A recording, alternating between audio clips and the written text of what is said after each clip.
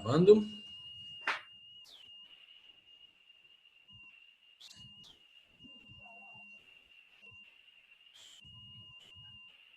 Prontinho, terminamos isso aqui, né? Dando sequência.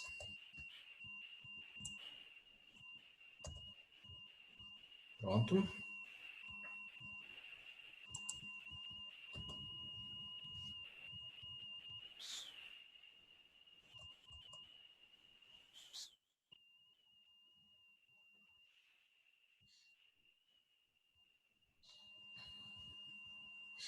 Gente, alguma pergunta, alguma dúvida com relação ao exercício anterior que a gente fez?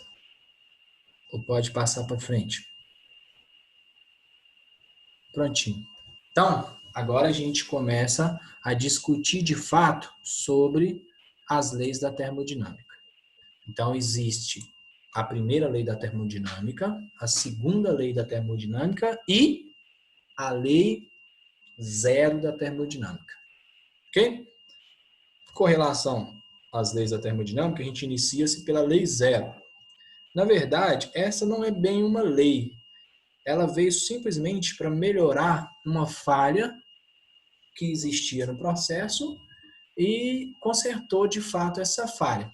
Qual que era essa falha? Era a ideia que a gente viu lá no iniciozinho do nosso conteúdo da física térmica, que nós trabalhamos lá no conceito de temperatura, o que era equilíbrio térmico.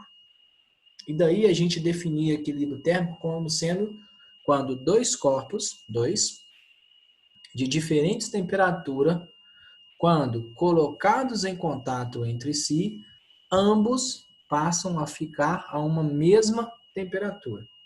Então, houve sim a igualdade de temperatura.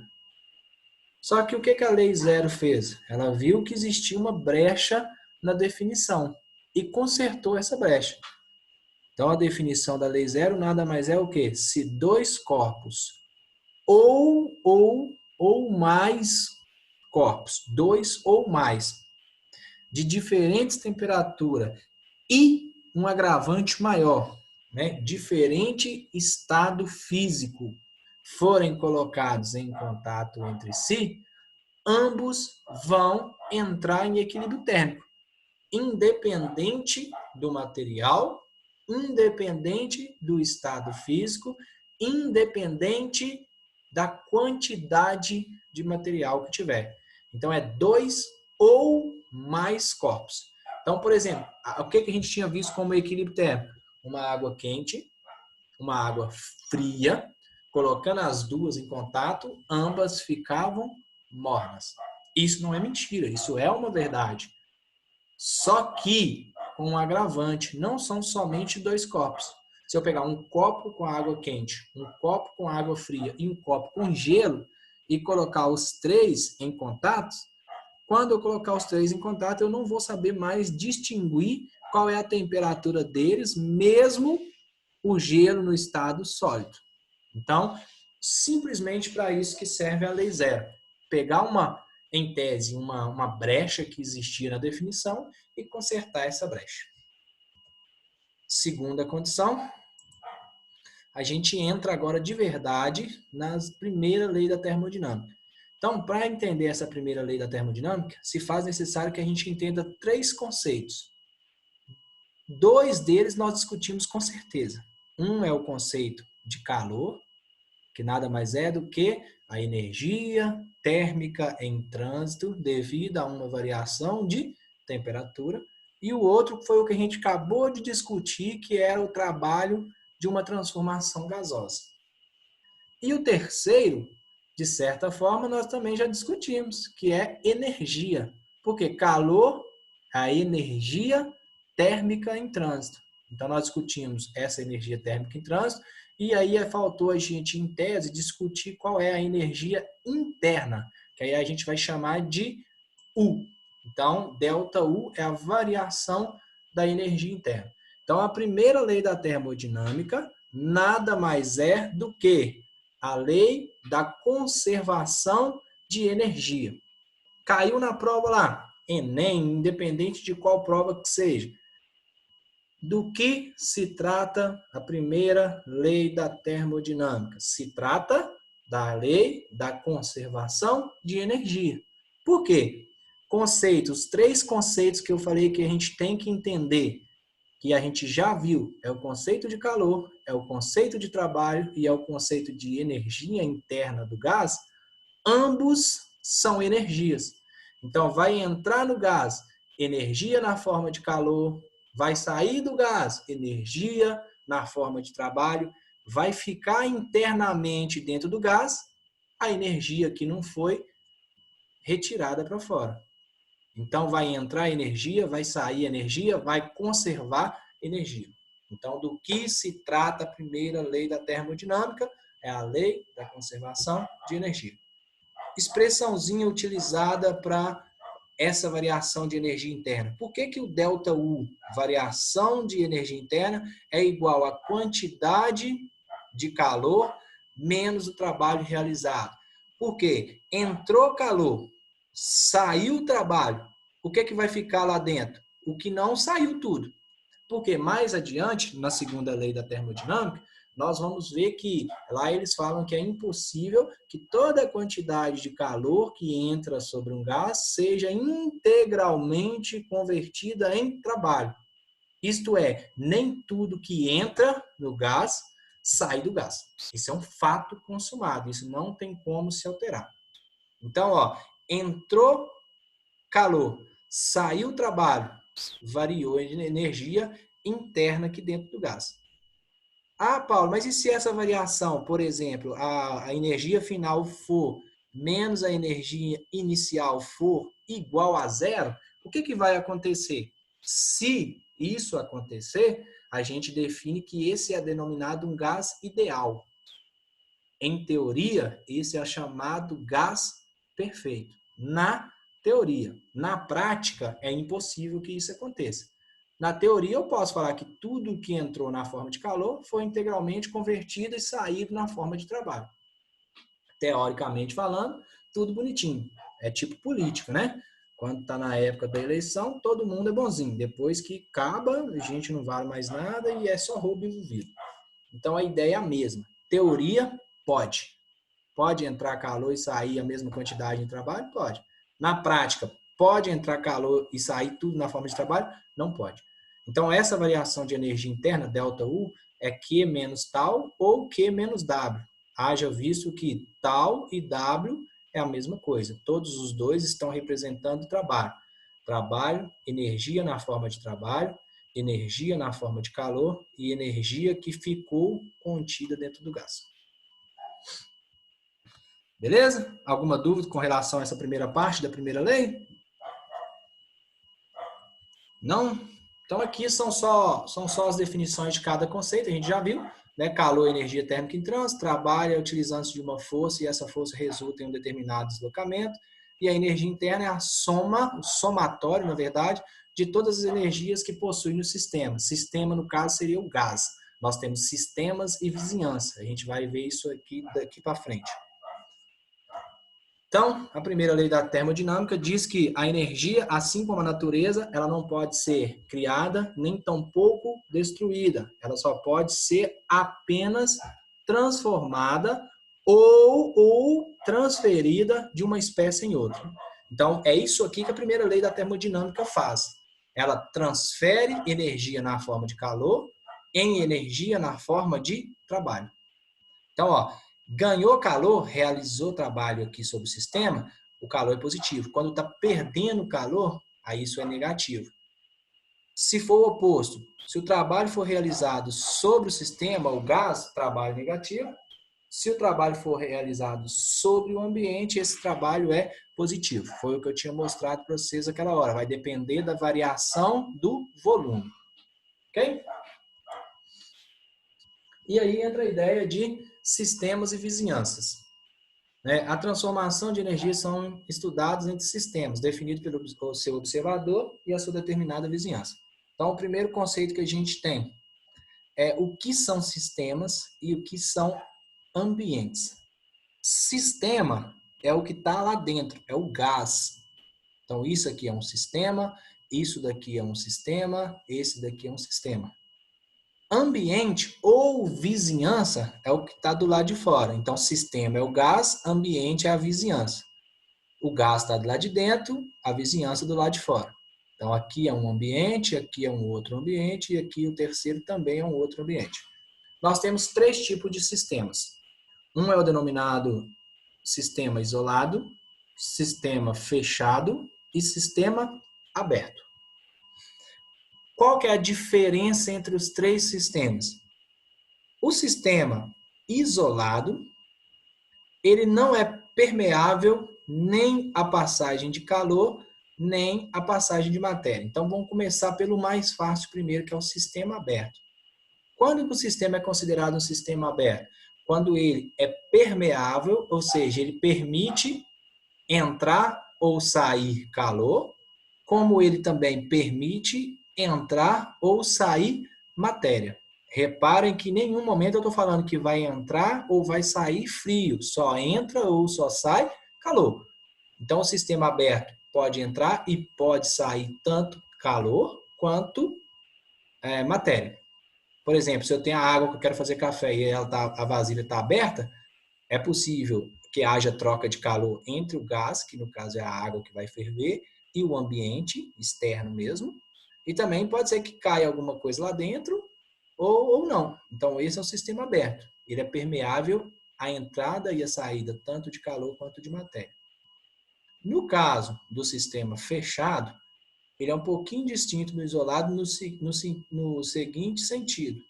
Ele permite apenas troca de calor entre sistema, que no caso é o gás, e o ambiente, que no caso é a vizinhança. Então, pode entrar, como também pode sair calor, mas não pode entrar e não pode sair matéria. Já o sistema isolado, o próprio nome já fala. Ele é impermeável tanto a passagem de calor quanto a passagem de matéria. Então, esse sistema aberto seria o exemplo da água. O sistema fechado, por exemplo, eu estou aqui dentro do meu quarto com a porta fechada, janela fechada. Mesmo o quarto estando fechado, é possível que entre calor e que saia calor de dentro dos quartos. Já o sistema isolado, não. Não é permeável tanto a passagem de matéria quanto a passagem de calor.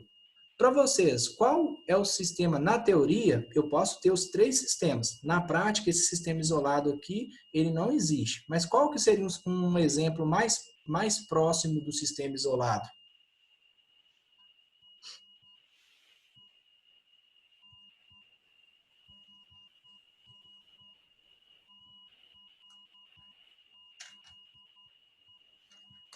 E aí?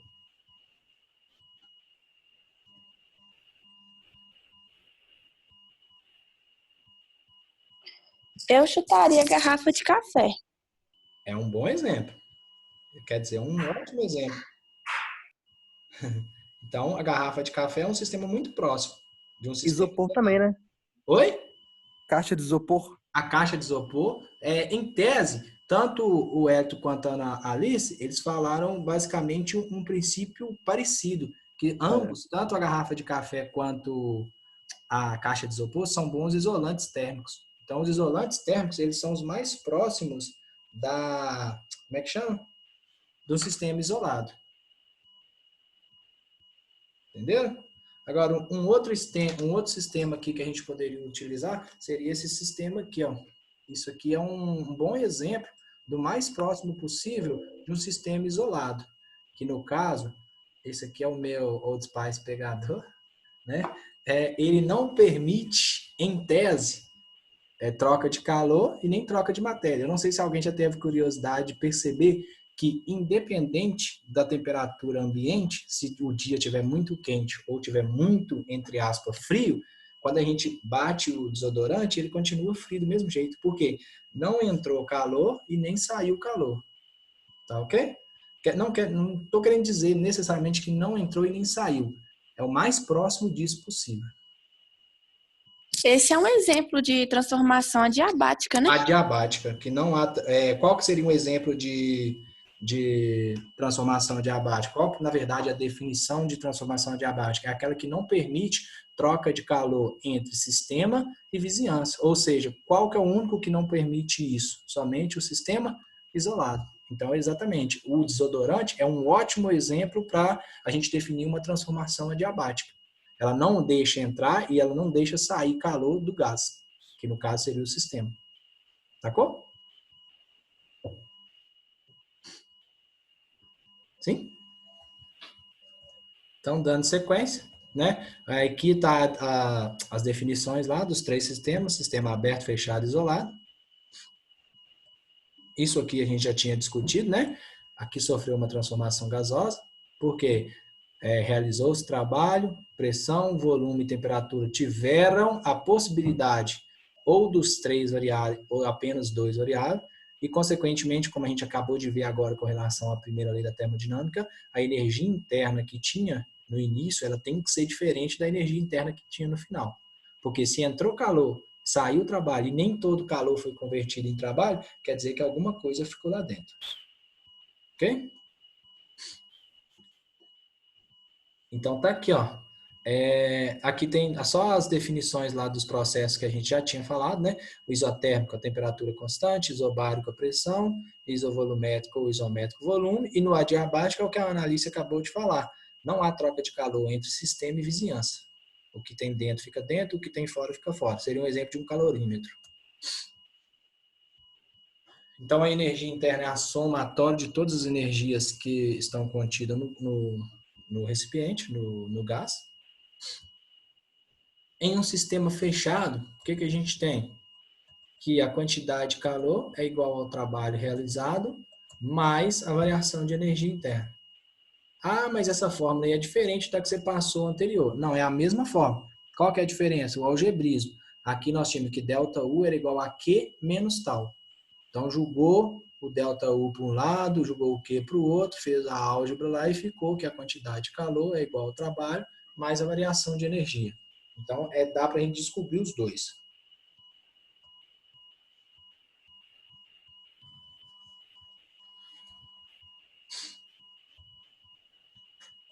Isso aqui é trabalho de uma transformação gasosa, expansão quando o volume aumenta, compressão quando o volume diminui. Nesse caso, se o volume aumenta, o trabalho é positivo, se o volume diminui, o trabalho é negativo. Isso aqui é só mais continuação daquilo que a gente já tinha falado, só reforçando aquilo. Ok?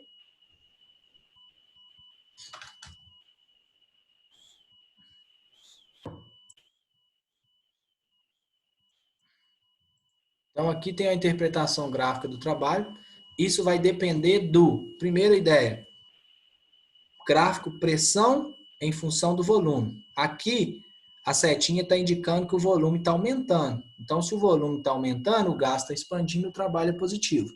Aqui está mostrando que o volume está diminuindo. Se o volume está diminuindo, quer dizer que o trabalho é negativo. Observação: quando se tratar de uma figura geométrica conhecida, pode utilizar pela fórmula trabalho igual a pressão vezes variação de volume, ou simplesmente nós podemos falar que a área da figura geométrica é o próprio trabalho. Por que eu não gosto sempre de mostrar essa parte, dessa forma somente? É mais fácil. Mas muitas das vezes a gente pode esquecer que o volume aqui está diminuindo e acha um trabalho negativo. Então é um problema a se discutir. Então tem que tomar cuidado. Eu posso usar? Posso, mas eu tenho que analisar se o volume está aumentando. Aí a área vai ser o próprio trabalho, mas vai ser positivo. Mas se o volume estiver diminuindo, a área vai ser o próprio trabalho, só que negativo.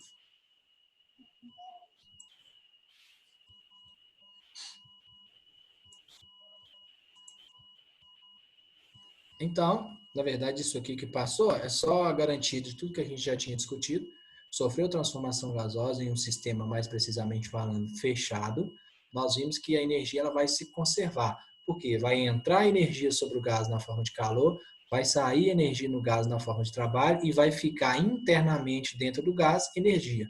Então, não está variando, não é força, não está variando massa, não está conservando dinheiro, está conservando energia. Se o trabalho for maior que zero, a energia sai do sistema. Se o trabalho for menor que zero, a energia entra. Se o calor for maior, é quando entra no sistema, e o calor for menor, é quando sai do sistema. Então, quantidade de calor e trabalho são inversos. Por que a gente tem que analisar os dois lados? Eu só cheguei a falar de entrar sobre o corpo calor e sair calor, mas eu não cheguei a falar que pode também entrar trabalho e sair calor. Eu falei que pode entrar calor, ser convertido em trabalho, mas também pode ser válido o oposto, entrar trabalho e ser convertido em calor. E aí ficou um exemplozinho para a gente estar brincando aí. Fala o seguinte, bem simples, simples, simples, simples mesmo. Um gás se expande realizando um trabalho de 100 joules ao receber 200 calorias. Determine a variação de energia interna sofrida pelo gás. Então, qual que é a primeira ideia que a gente tem? Nós temos que analisar quem é quem. Qual é a fórmula da variação de energia? Primeira lei da termodinâmica, ela fala que a variação da energia interna, que é representada por U, ela é igual à quantidade de calor que entra no gás, menos o determinado, nosso pai do céu, menos o determinado trabalho realizado. Vou usar W aqui que é mais fácil. Então, a variação de energia interna é Q menos tal ou Q menos W. Quantidade de calor que entrou no gás foi convertida em trabalho, só que quando há essa conversão aqui, nem tudo que entrou saiu de fato. Então, alguma coisa variou. Primeira coisa, então, o que a gente tem que analisar? Os dados fornecidos. Quem é o trabalho realizado? O exercício falou que o trabalho vale 100 joules. E o próprio exercício também falou que recebeu uma quantidade de calor de 200 calorias. Pede-se para estar definindo quem é a variação de energia interna. Pronto. Julgando pela expressão, já temos todos os valores que o exercício deu. O que falta a gente fazer agora? Falar que a variação de energia interna ela vai ser igual a qual é a quantidade de calor? 200 menos 100. Correto? Não, Não. Por que não, Elbert? porque tem que multiplicar por 4,18. Exatamente. Ou seja, como eu estou trabalhando agora, primeira lei da termodinâmica, que é a lei da conservação de energia, primeira garantia que nós temos é que, para eu trabalhar com a conservação de energia, todas as unidades de medida de energia têm que estar padrão, e esse padrão é dado em Joule, que é o sistema internacional. Então, basta a gente pegar esse valor e multiplicá-lo por 4,18. Observação, aqui o exercício pediu para considerar 4,18, mas pode acontecer de mandar considerar 4. Não é um problema, não, vai depender do que o exercício. Se tivesse mandado 4, para nós era até melhor, né? Quanto que vai dar isso aqui? 800 e quanto? 36. 836 joule. Agora ficou maçã, né? Variação de energia interna é a quantidade de calor menos trabalho. Quantidade de calor, 836, menos trabalho, que é 100.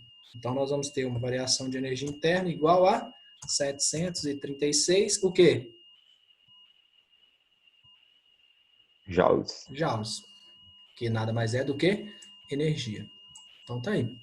Alguma dúvida com relação a esse exercício very easy? Pode passar. 2. Só 2 mesmo. Vai, 2. De acordo com a primeira lei da termodinâmica, se durante um processo cíclico sofrido por um sistema termodinâmico de massa fixa, o sistema recebe 4 joules de calor do ambiente, então a variação de energia interna do sistema e o trabalho realizado pelo sistema são, respectivamente, aí que eu quero ver agora.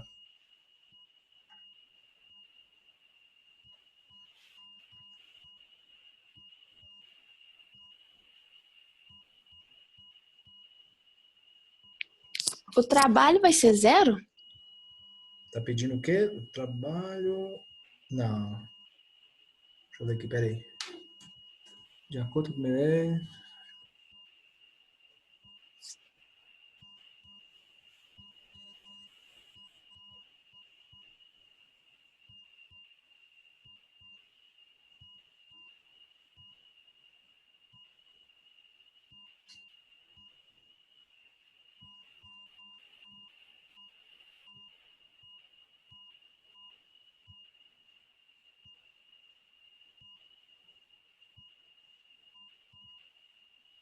Quem que você falou que ia ser zero?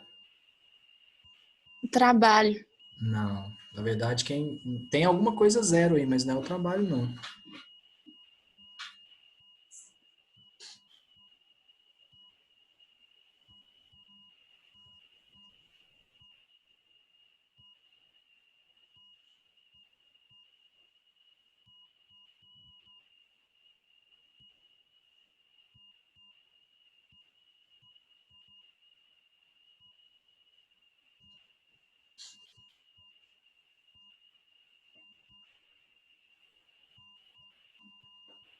Vou pegar uma água até vocês resolverem isso aí.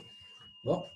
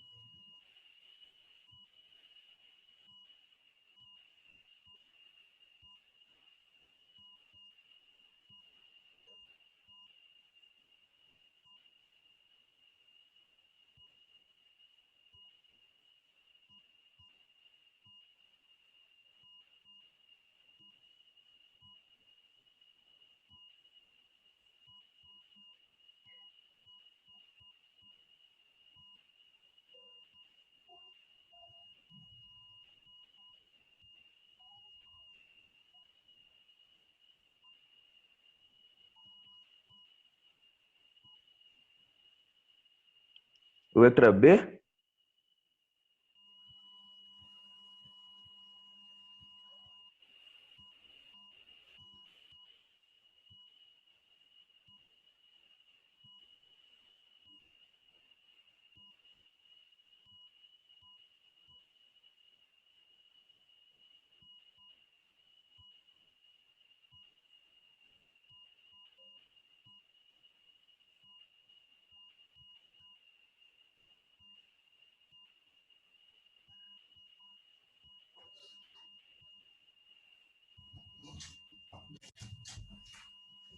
Quanto? Vai ser letra A, Paulo? Não. Porque o segredo aí, Rodrigo, tá aqui, ó.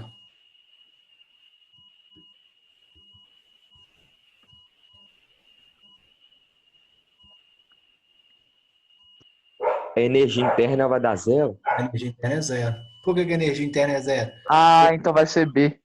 Letra B, 0 e 4. Por isso que eu falei que tinha alguma coisa zero. Porque o que vocês têm que analisar? Como é uma transformação isotérmica, se a transformação é isotérmica, a temperatura é constante. Se a temperatura é constante, internamente não vai sofrer variação de energia. Então, nem tudo... Mas Ah, aí tá falando que ele recebeu o calor do ambiente, né? Então, se ele recebeu o calor do ambiente, ele não tá exercendo força, não, tá? não, então, realizou trabalho. Variação do trabalho. Então, mas tem É, trabalho. então. Eu falo, não, a temperatura que é constante. E, tipo assim, se a temperatura é constante, no momento da transformação, lá, de transformar calor na forma de trabalho, a energia interna não variou. Isso aqui seria um exemplo teórico, foi o que eu tinha falado para vocês. Na teoria, seria possível isso daqui, na prática não. É como se tudo que entrou na forma de calor saiu na forma de trabalho. Então, a primeira garantia que o exercício deu é como sendo uma transformação isotérmica, temperatura constante, a variação de energia interna vai ser nula. Se a variação de energia interna é nula e a formulazinha é variação de energia interna igual a quantidade de calor que entra menos o trabalho que sai, se a gente melhorar isso daí, está querendo saber quem é o trabalho. Então, substituindo, zero vai ser igual a quantidade de calor que o sistema forneceu, que recebeu, quer dizer, 4 joules. Então, vai ser 4 menos o trabalho realizado. Então, vai jogar o 4 para o outro lado, nós vamos ter um trabalho igual a 4 joules. Isto é, nessa questão aqui, toda a quantidade de calor que entrou no gás foi integralmente convertida em trabalho. Então, a resposta seria letra B de bondoso. Porque é uma transformação isotérmica. Se é transformação isotérmica, não há variação de temperatura. Se não há variação de temperatura, quer dizer que internamente não vai haver variação de energia. Sacou? Aí tá acabando agora.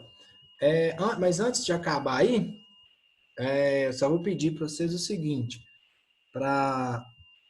na hora que vocês forem entrar, eu nem vou mandar de novo o link não, é só clicar no mesmo link, tá bom?